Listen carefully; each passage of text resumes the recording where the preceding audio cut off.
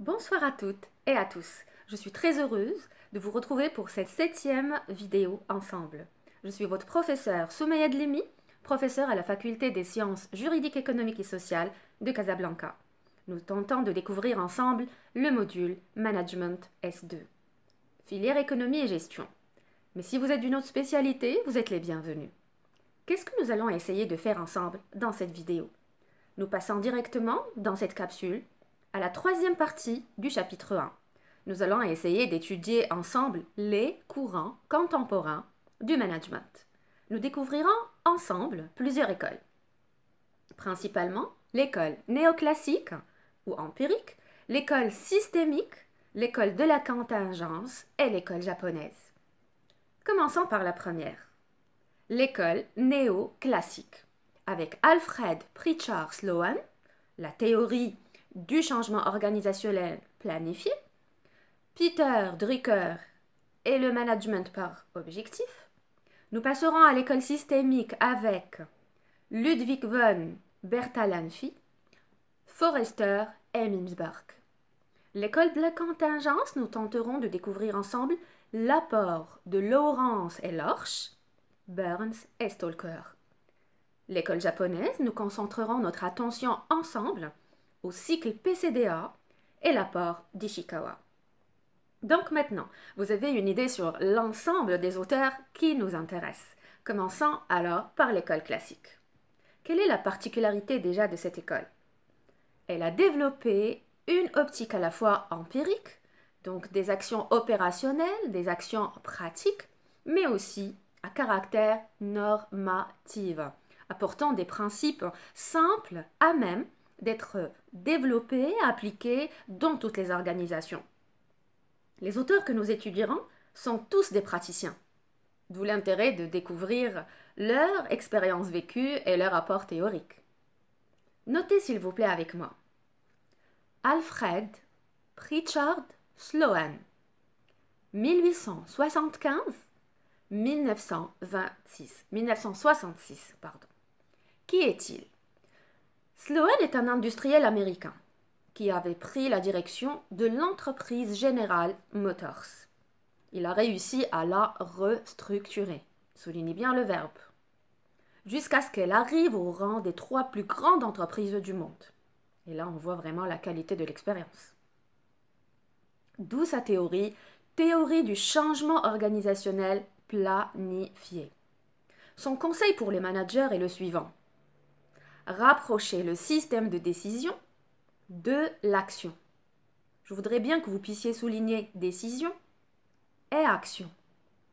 C'est-à-dire lorsque nous sommes dans le système décisionnel, dans la prise de décision, dans l'action, que faudrait-il faire? Je vous explique.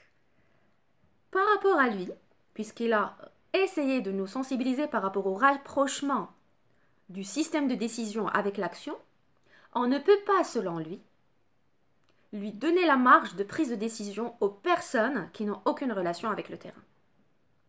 Donc, il ouvre la marge aux opérationnels, aux pôles exécutifs, qui est amené à prendre des décisions, surtout sur le terrain. Et cette décentralisation du pouvoir offre plusieurs avantages. Lorsque vous êtes sur le terrain, vous avez un problème. Vous n'allez pas attendre d'avoir un rendez-vous avec votre supérieur hiérarchique ou avec la direction générale pour pouvoir savoir ce qu'il faut faire.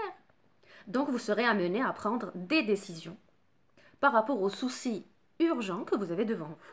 Donc, il y a une partie ou une marge de prise de décision donnée par rapport aux exécutifs, surtout ceux qui sont sur le terrain.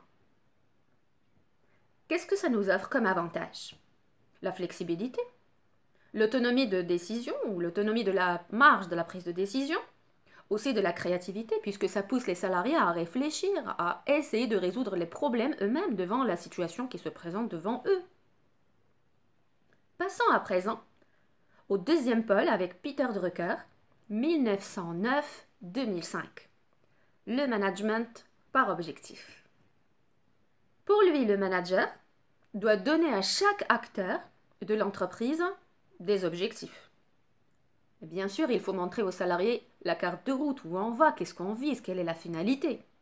Mais aussi souligner avec moi des ressources. On ne peut pas demander à un salarié d'effectuer un travail alors qu'il n'a ni ressources logistiques, techniques, etc., ni financières. Et bien sûr, le troisième mot-clé, c'est les règles de contrôle. Pilotage salarial, suivi du salarié, suivi de la mission, suivi des deadlines pour pouvoir recadrer action, rectification et continuation. Il a bien raison. Si l'on exige un seuil de performance, bien sûr c'est le souci majeur de ce module, comment arriver à la performance de l'individu ou à l'échelle de la collectivité.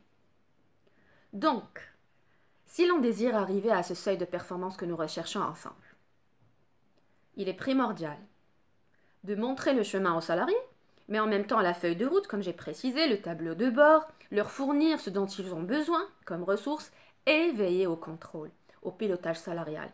Ceci est ou pourra être de la bonne gouvernance. Selon Drucker, si le manager fixe des objectifs clairs, opérationnels, motivants, il permettra la répartition du travail et même il pense au volet RSE. Avoir une responsabilité sociale à l'échelle de l'entreprise. Voilà, c'était une courte capsule pour vous aider à suivre avec moi le module management. Nous arrivons à la fin de notre capsule.